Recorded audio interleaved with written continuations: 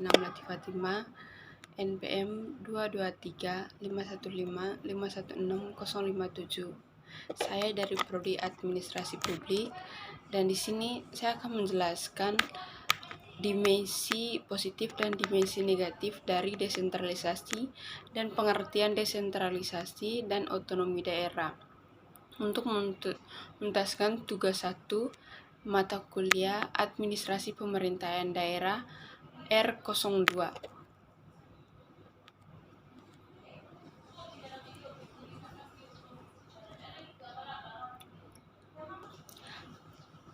Baik, saya akan menjelaskan dimensi positif dari desentralisasi, diantaranya ekonomi, sosial budaya, keamanan, dan politik. Untuk ekonomi, di sini desentralisasi berperan untuk memerintahkan pemerintah daerah untuk mengelola sumber daya alam yang dimiliki sendiri sehingga mendapatkan asli daerah dan kepentingan masyarakat. Ya, di sini desentralisasi itu berperan penting untuk pemerintah untuk membantu masyarakat untuk mengambil alih sendiri sumber daya alam untuk dikelola sendiri gitu. Jadi untuk yang keduanya yaitu saya akan menjelaskan dimensi positif untuk sosial budayanya. Desentralisasi di sini itu berperan untuk memperkuat ikatan sosial budaya di suatu daerah, memungkinkan pemerintah daerah untuk mengembangkan potensi kebudayaan yang dimiliki oleh daerah dan memperkenalkan kepada daerah lain. Jadi desentralisasi itu berperan penting banget untuk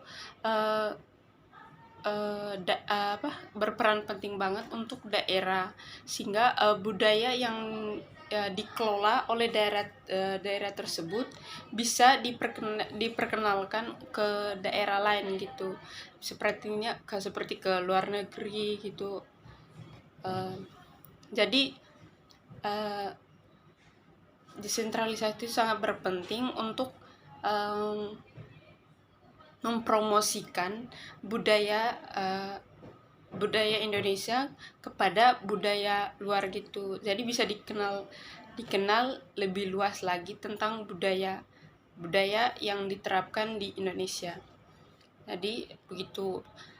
Untuk keamanan, desentralisasi membantu mempertahankan negara Kesatuan Republik Indonesia dengan mengurangi kecenderungan daerah-daerah yang memisahkan dari NKRI, seperti yang contohnya yang di Papua.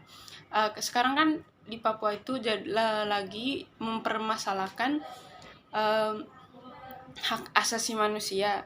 Jadi di sini itu Papua sama Indonesia udah di ujung untuk saling memisahkan, karena di sini Papua itu merasa kalau mereka tidak dianggap sebagai rakyat Indonesia. Jadi mereka ingin memisahkan diri dari negara Indonesia dan membuat negara sendiri. Jadi desentralisasi di sini itu berperan penting untuk mengambil alih atau mengambil alih lagi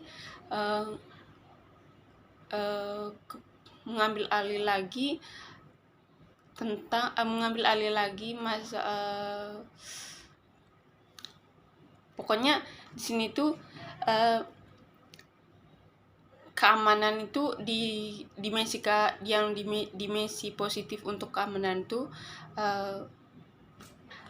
biar tidak daerah lain tuh tidak memisahkan diri dari NKRI gitu.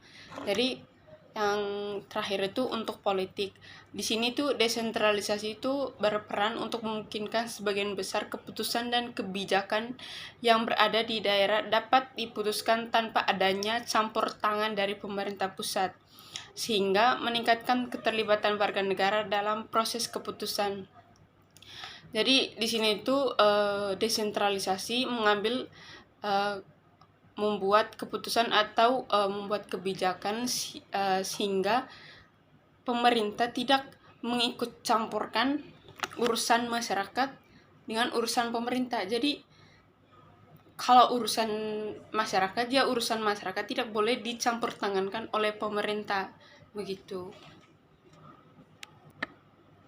Dan untuk dimensi negatif untuk ekonomi, sosial budaya, keamanan, dan politik. Di ekonominya itu desentralisasi dapat memberikan peluang bagi pejabat daerah untuk melakukan praktik korupsi sehingga mengganggu keberlangsungan pemerintah yang transparan dan akuntabilitas. Dan yang kedua, sosial budaya. Di sini desentralisasi dapat memunculkan ego kedaerahannya yang berlebihan dan mengacu pada penekanan atau peningkatan kepentingan wilayah atau daerah sehingga dapat melunturkan persatuan dan kesatuan. Yang ketiga, keamanan. Desentralisasi dapat berpotensi untuk menyalurkan konflik antar daerah, khususnya terkait dengan sengketa wilayah, sumber daya alam, dan ego kedaerahan yang berlebihan. Yang keempat itu yang politik. Desentralisasi dapat memunculkan euforia yang berlebihan, di mana wewenang pemerintah daerah hanya mementingkan kepentingan golongan dan kelompok tertentu sehingga mengganggu stabilitas politik. Untuk nomor 2, di sini saya akan menjelaskan pengertian desentralisasi dan otonomi daerah. Desentralisasi dan otonomi daerah adalah dua konsep yang berkaitan dalam sistem pemerintahan di Indonesia. Yang pertama itu desentralisasi. Desentralisasi adalah penyerahan kewenangan dari pemerintah pusat ke daerah-daerah sehingga daerah-daerah memiliki lebih banyak kebebasan dan mengelola urusan pemerintahan sendiri. Jadi di sini itu dari desentralisasi menyerahkan kewenangan dari pemerintahan pusat ke pemerintahan daerah